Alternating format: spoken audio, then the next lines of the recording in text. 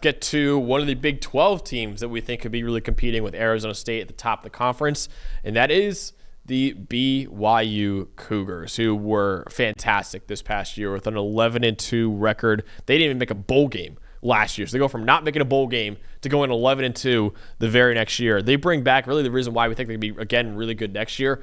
Almost the entire roster is back. I mean, you lose Tyler Batty, right? He's a really good edge rusher, probably going to be somewhere on day 3 of the NFL draft. But other than that, man, they bring back a lot of talent. Jake Retzloff, our guy, is back at quarterback. As you can see with gotta bring it. Your next list better have him a lot higher. I'll tell you that much. It'll certainly have him higher than he was last year. I know that'll haunt me for still the rest of Jake's career. At least another year of seeing that graphic every time we talk BYU. But it's okay. They proved me wrong, and you know what? They may just do it again this year. They really might, man, because they bring back. I mean, I'm just looking at the roster and what they bring back. It's almost like the entire starting lineup is back, right? They lose some players, but not as much, right? Chase Roberts is a really good receiver. He's back for another year. On defense, they bring back a lot of really talented players as well. Isaiah Glasker, a linebacker, is a really, really good linebacker. He's back for another year. We have another pretty good linebacker and Harrison Taggart, who's coming back for another year as well. So really, it's again the same thing as last year. It's the same team as last year, and they won 11 games last year.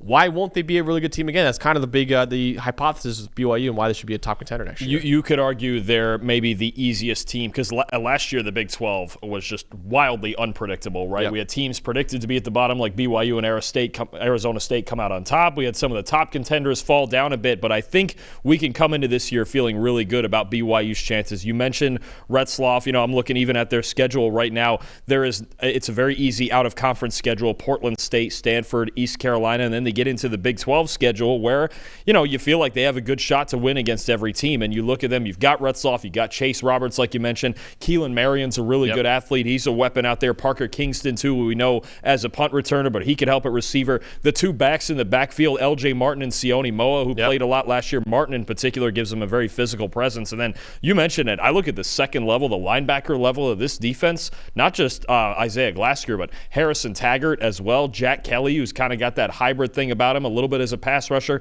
little bit as a linebacker. And I think the biggest thing with BYU, and we learned this during the season last year, maybe they don't have like any first-round talents on their team.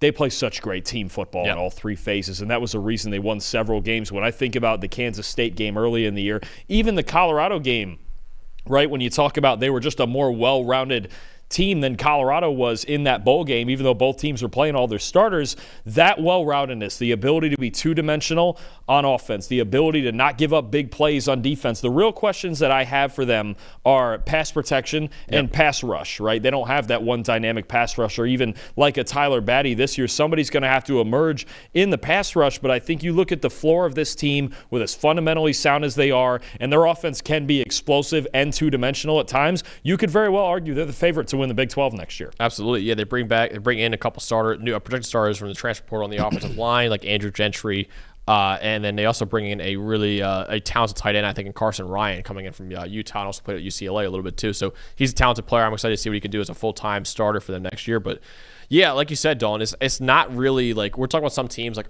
South Carolina. They got Dylan Stewart, right, superstar. BYU does not have a superstar, but they have almost the entire roster coming back from last year. And they were really good last year. And they play really good, sound team football. So when you're not really relying on one guy to carry your football team, you're going to be a pretty good football team overall. And I think that's what BYU's got next year. So, again, no superstars really anywhere on this roster. But they played really well last year, and they have basically the same team coming back. So that's why BYU, along with Arizona State, should be at the top of the Big 12 again next year. Hey, thanks for watching another episode of the PFF College Football Show. Please make sure you guys subscribe to the channel. Also, subscribe to PFF Plus at subscribe.pff.com for all of the same data and grades that we use in our show, plus fantasy tools, betting tools, and our mock draft simulator.